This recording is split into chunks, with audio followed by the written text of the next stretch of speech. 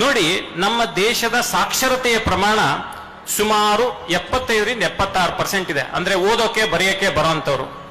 ಆದ್ರೆ ಈ ಹಣಕಾಸು ಸಾಕ್ಷರತೆ, ಮನಿ ಮ್ಯಾನೇಜ್ಮೆಂಟ್ ಗೊತ್ತಿರೋದು 24% ಜನರಿಗೆ ಮಾತ್ರ. ಅದು ಕೂಡ ಸರಿಯಾದ ಅಂಕಿ ಅಂಶ ಅಂತ ಹೇಳಿ ನನಗೆ ಅನ್ಸೋದಿಲ್ಲ. ಯಾಕೆ ಹೀಗಾಯ್ತು ಅಂತ ಹೇಳಿದ್ರೆ, ನಾವು ನೋಡಿ, ಅಂಗನವಾಡಿಯಿಂದ ಹಿಡ್ಕೊಂಡು ಡಿಗ್ರಿವರೆಗೆ 18-19 ವರ್ಷ ವಿದ್ಯಾಭ್ಯಾಸ ಮಾಡ್ತೀವಿ. ಆದರೆ ಶಿಕ್ಷಣದ ಯಾವ ಹಂತದಲ್ಲೂ ಕೂಡ ನಾವು ಹಣಕಾಸು ನಿರ್ವಹಣೆ ಬಗ್ಗೆ ಕಲಿಯೋದಿಲ್ಲ.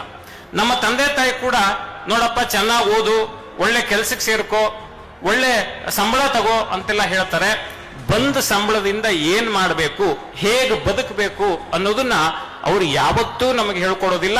ನಾವು ಅದನ್ನ ಕಲಿಯೋ ಗೋಜಿಗೆ ಹೋಗೋದಿಲ್ಲ. ಹಾಗಾದ್ರೆ ಈ ಪರಿಸ್ಥಿತಿ ನಮ್ಮ ದೇಶದಲ್ಲಿ ಮಾತ್ರ ಇದೆಯಾ ಅಂತ ಹೇಳಿದ್ರೆ ಇಲ್ಲ, ಮುಂದುವರಿದ ದೇಶಗಳ ಪರಿಸ್ಥಿತಿಯೂ ಇದೆ. ಅಮೆರಿಕಾದಲ್ಲೂ ಸಹಿತ ಈ ಹಣಕಾಸು ಸಾಕ್ಷರತೆಯ ಸಮಸ್ಯೆ ತುಂಬಾ ಇದೆ. ಎಷ್ಟೋ ಜನರಿಗೆ ಅಲ್ಲಿ ಹೇಗೆ ಲೋನ್ ತಗೋಬೇಕು ಅಂತ ಗೊತ್ತಿಲ್ಲ, ಸಾಲ ನಿರ್ವಹಣೆ ಹೇಗೆ ಮಾಡಬೇಕು ಅಂತ ಗೊತ್ತಿಲ್ಲ, ಬೇಸಿಕ್ ಮನಿ ಮ್ಯಾನೇಜ್ಮೆಂಟ್ ಗೊತ್ತಿಲ್ಲ. ಈ ತರದ ಸಮಸ್ಯೆಯನ್ನ ಮುಂದುವರಿದ ದೇಶಗಳು ಸಹ ಅನುಭವಿಸ್ತಾ ಇದ್ದಾವೆ. Boss Vala, B the boss.